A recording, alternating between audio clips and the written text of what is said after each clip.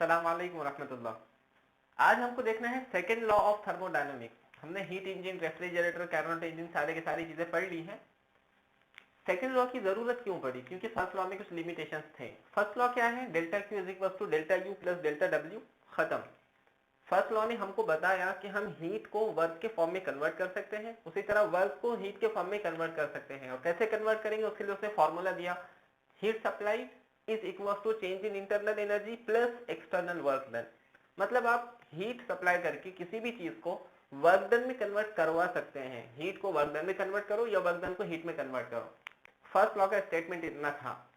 अगर हम first law के स्टेटमेंट को मान लें जो कि सही है, अगर हम उसी स्टेटमेंट को लेकर आगे चले तो हमको नजर आया कि कई बातों के अंदर फर्स्ट लॉ पीछे पड़ जाता है। सबसे पहली बात कि फर्स्ट लॉ ने हमको बताया कि वर्क को हमने हीट में कन्वर्ट किया, हीट को वर्क में कन्वर्ट किया। ठीक है, फर्स्ट लॉ के थ्रू हम ये समझते हैं कि एक बॉडी के अंदर हीट है तो वो एक बॉडी से दूसरी बॉडी के अंदर ट्रांसफर हो सकती है। फर्स्ट लॉ ने ये नहीं बताया कि डायरेक्शन ऑफ हीट फ्लो क्या होता है। फर्स्ट लॉ का पहला limitation, it does not tell about the direction of reaction. Direction of reaction का हो या डायरेक्शन ऑफ प्रोसेस का हो। इसके माने क्या है? मान लीजिए एक बॉडी है जिसका टेम्परेचर है 1000 केल्विन और इन्वायरमेंट का टेम्परेचर है 300 केल्विन।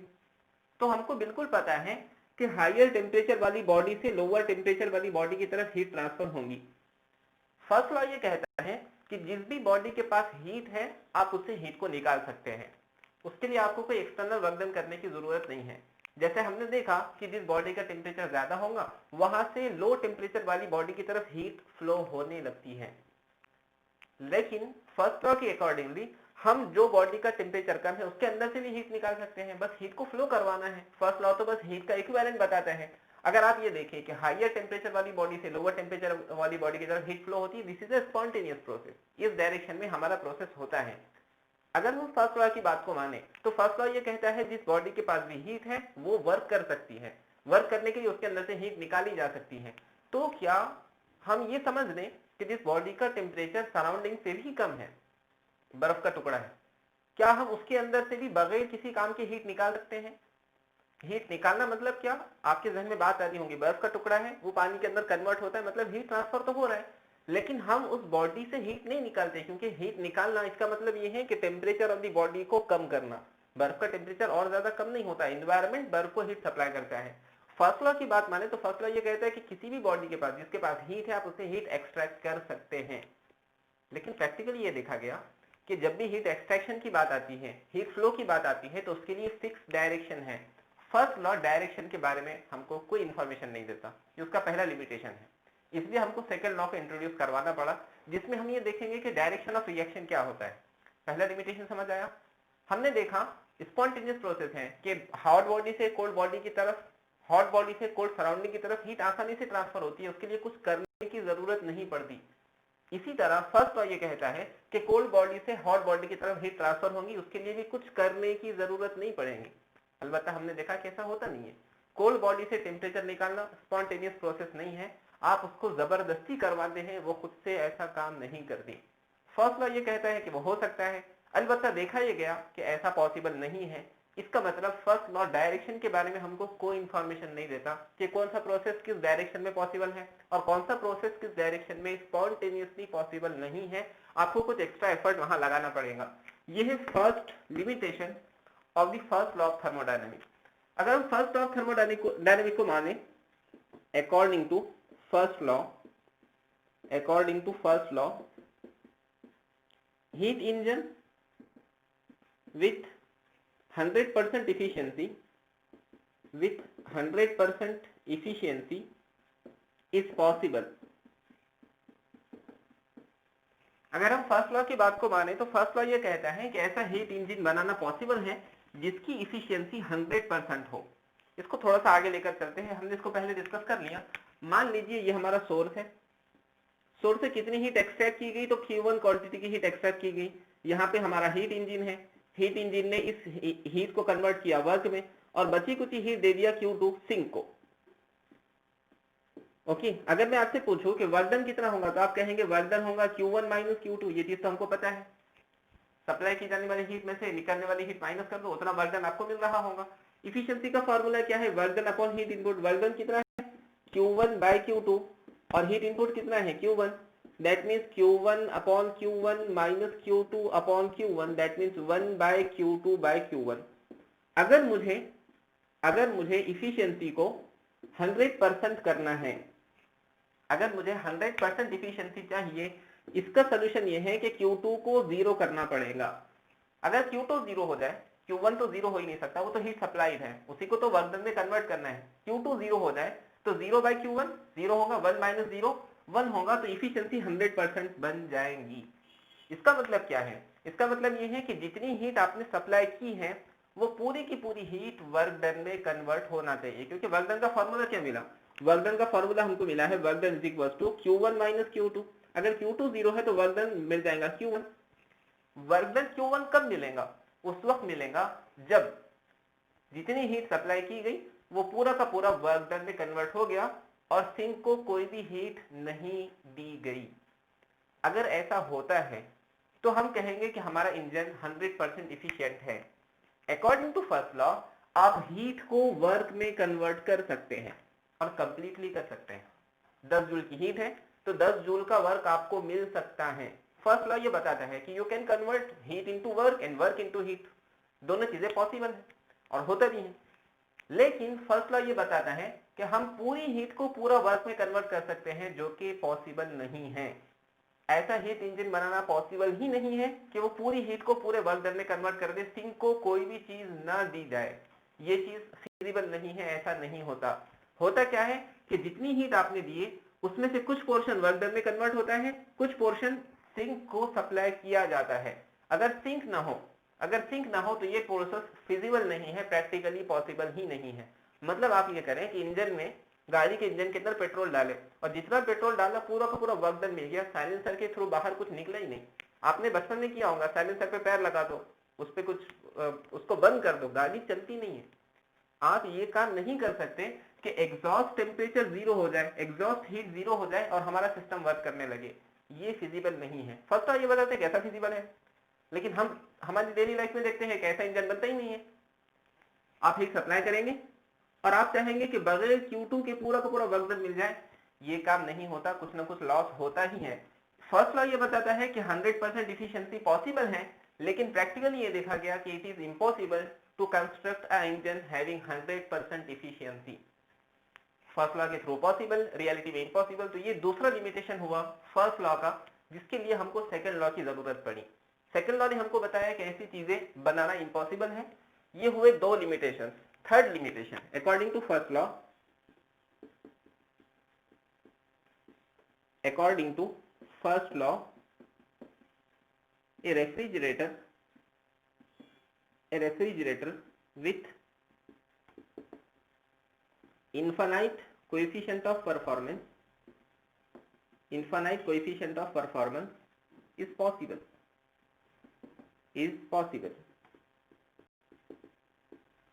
फर्स्ट लॉ ये बताता है अगर आपको एक बॉडी से दूसरी बॉडी में हीट फ्लो करना है तो कोई जरूरत नहीं है, आप पूरी हीट को पूरे वर्क में कन्वर्ट कर सकते हैं। अगर आप वर्क नहीं कर रहे हैं, इसका मतलब जितनी हीट आपने किसी बॉडी से एक्सट्रैक्ट की उतनी ही हीट आप दूसरी बॉडी को सप्लाई कर सकते हैं। ये फर्स्ट लॉ का स्टेटमेंट है। फर्स्ट लॉ ने हमको यही बताया। फर्स्ट लॉ का स्टेटमेंट क्या है? फर्स्ट लॉ का स्टेटमेंट ये है delta Q is equal to delta U plus delta W। आप वर्क डन नहीं कर रहे, टेम्परेचर चेंज नहीं कर रहे, तो जितनी हीट सप्लाई करेंगे उतनी ही दूसरी बॉडी को चली जाएगी। फर्स्ट लॉ के थ्रू ये बता सकते हैं।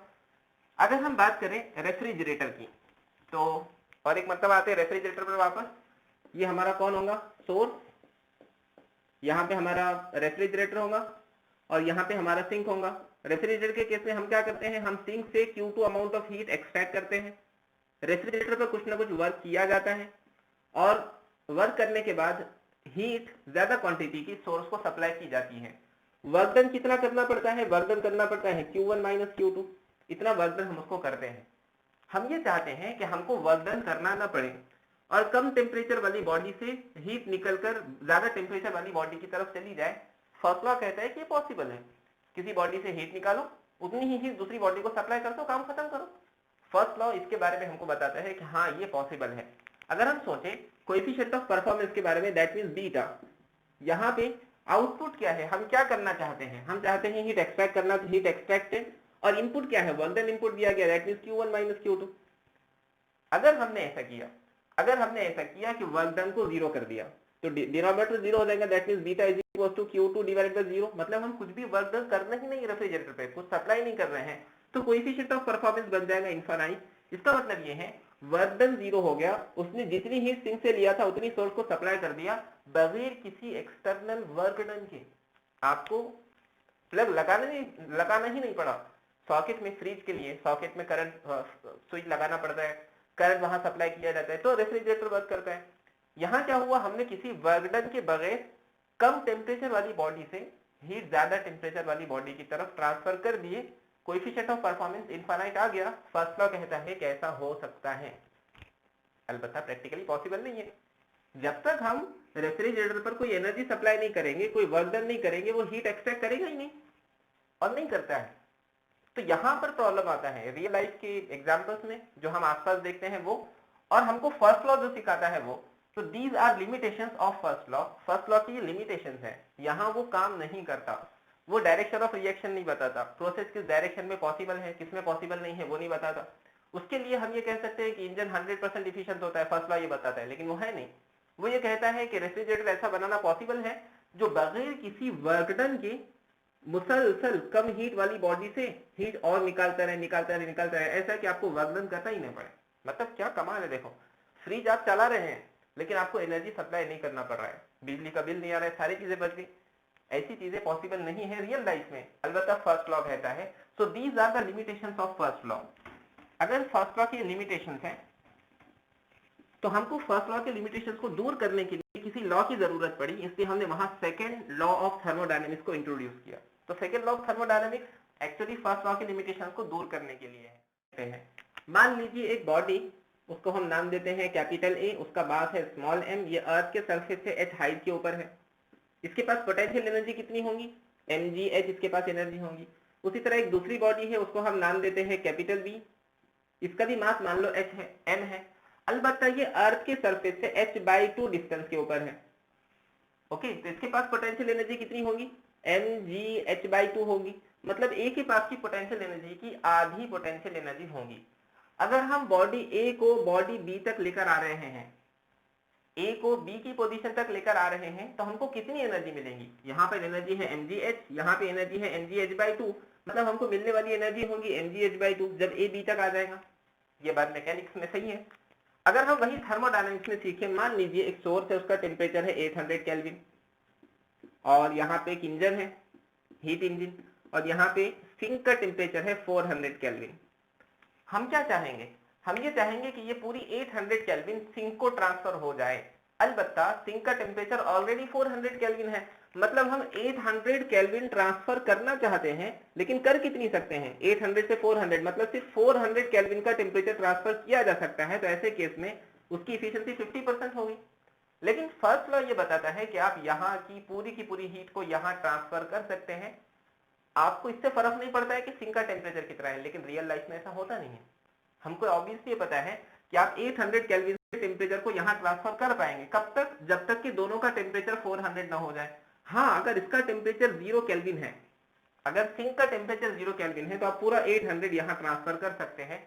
अलबत्ता सिंक के टेम्परेचर को 0 केल्विन बनाने के लिए Q2 को 0 करना पड़ेगा, जो कि हम 0 नहीं कर सकते। अगर Q2 0 नहीं हो सकता, मतलब यहाँ कुछ ना कुछ अमाउंट ऑफ हीट आने ही वाली है, जिसका टेम्परेचर 0 केल्विन नहीं हो सकता, डेफिनेट टेम्परेचर होगा, तो आप सोर्स की पूरी हीट को सिंक तक ट्रांसफर नहीं कर सकते, इफिशियंसी को 100% नहीं बना सकते। ये प्रैक्टिकल एग्जांपल्स हैं जो कि हम रियल लाइफ में देखते हैं।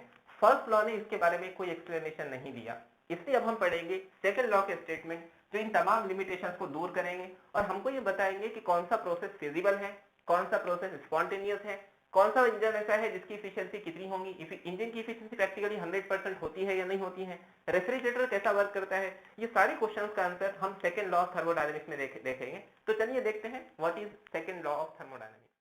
सो now we will discuss the statements of second law of thermodynamics. First statement क्या बताता है, जिसे हमने नाम दिया है Kelvin Planck statement. It is impossible to extract heat from a hot reservoir, hot reservoir में से हीट एक्सट्रैक्ट करना।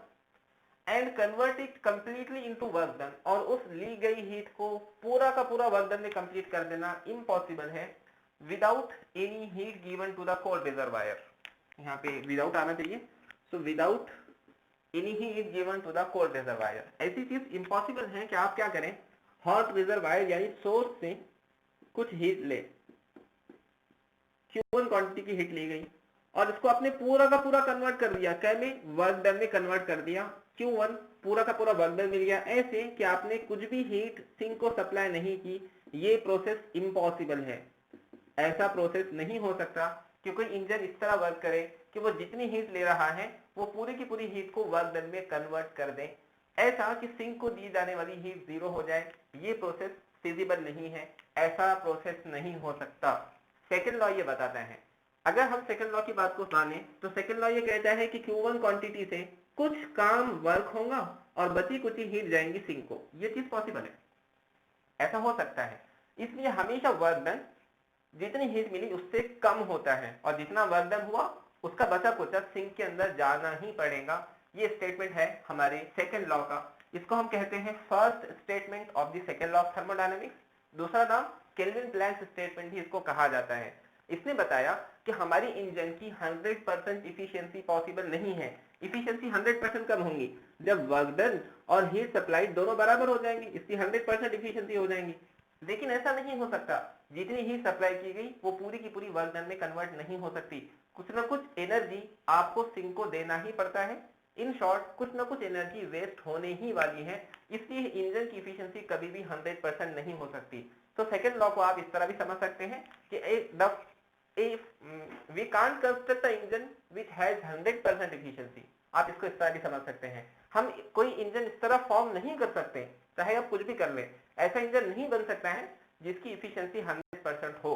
हाँ, अलबत्ता हम 100% इफिशिएंट बनने की कोशिश कर सकते हैं। हर इंसान में गलतियां हैं, फ्लॉज हैं, कोई भी इंसान ऐसा नहीं है जो गलतियों से पाक हो। 100% कोई भी इफिशिएंट नहीं होता, हमारा एक्सपेक्टेशन भी नहीं होना चाहिए, किसी के साथ भी नहीं। तो 100% इफिशिएंट कोई भी नहीं होता, कुछ ना कुछ लॉस सबके अंदर होता है। ये हमारा पहला स्टेटमेंट है सेकेंड लॉ का, जिसको हमने केल्विन प्लैंक स्टेटमेंट का नाम दिया। ये तो हुआ पहले चीज जिसको हमने सीखा, जिसमें हमने हीट को वर्क के फॉर्म में कन्वर्ट करना सीखा। दूसरी चीज क्या है, रेफ्रिजरेटर है, तो उसके अंदर क्लॉजियस स्टेटमेंट है, उसका नाम दिया गया, जिसके अंदर हम देखेंगे कि वर्क और हीट का क्या कन्वर्जन पॉसिबल है। सो क्लॉजियस स्टेटमेंट मैं लिख लेता हूं। Second statement related to refrigerator है, जिसको हमने नाम दिया है क्लॉजियस स्टेटमेंट। क्लॉजियस ने हमको बताया था, it is impossible for any machine यानी refrigerator to extract heat from cold body and supply to hot body without any external work done। ये इम्पॉसिबल है कि आप कोल्ड बॉडी से यानी सिंक से हीट एक्सट्रैक्ट करें और उसको सप्लाई करें किसको, हॉट बॉडी को, जैसे हमारा source, without any external work done. Work done zero हो, आप कोई काम ना करें और कम टेम्परेचर वाली बॉडी से हीट ज्यादा टेम्परेचर वाली बॉडी को ट्रांसफर हो जाए, ये चीज इम्पॉसिबल है, ऐसा नहीं हो सकता। दैट मीन्स बीटा इनफाइनाइट नहीं हो सकता। ये इम्पॉसिबल है कि आप किसी भी कोल्ड बॉडी को और ज्यादा कूल नहीं कर सकते without any external work done. आपको वहां सिस्टम को, आपको वहां रेफ्रिजरेटर को एनर्जी सप्लाई करना पड़ेगा in the form of electricity और व्हाटएवर इट मे बी। लेकिन आपको बगैर किसी एनर्जी सप्लाई के, बगैर किसी वर्क डन करे के, ये नहीं हो सकता कि कम टेम्परेचर वाली बॉडी खुद से स्पॉन्टेनियसली अपने अंदर से हीट निकालने लग जाए। कम टेम्परेचर वाली बॉडी हीट एक्सेप्ट करती है, वो हीट इजेक्ट नहीं करती। ये हमको बताया क्लॉजियस स्टेटमेंट ने। ये है हमारा second statement of second law of thermodynamics. First statement में हमने देखा कि ऐसा इंजन बनाना पॉसिबल नहीं है जिसकी इफिशियंसी 100% हो। सेकेंड के अंदर हमने ये देखा कि ऐसा रेफ्रिजरेटर वर्क नहीं कर सकता कि आप कोई भी उसको एनर्जी सप्लाई ना करें, कोई भी एक्सटर्नल एफर्ट ना लगाएं, कोई भी वर्क डन ना लगाएं और वो खुद से कम टेम्परेचर वाली बॉडी से हीट लेकर ज्यादा टेम्परेचर वाली बॉडी को देने लग जाए। ये चीज नहीं हो सकती, इट इज इम्पॉसिबल, जिसको हमने बीटा का नाम दिया, coefficient of performance. Work done zero है तो कोएफिशिएंट ऑफ परफॉर्मेंस इनफाइनाइट हो जाएगा, तो कोएफिशिएंट ऑफ परफॉर्मेंस इनफाइनाइट भी नहीं हो सकता। ये स्टेटमेंट है क्लॉजियस स्टेटमेंट, इसको हम कहते हैं second statement of second law of thermodynamics. इस स्टेटमेंट ने हमको ये बताया कि it is impossible to cool any body to the temperature which is lower than the temperature of surrounding without any external effort.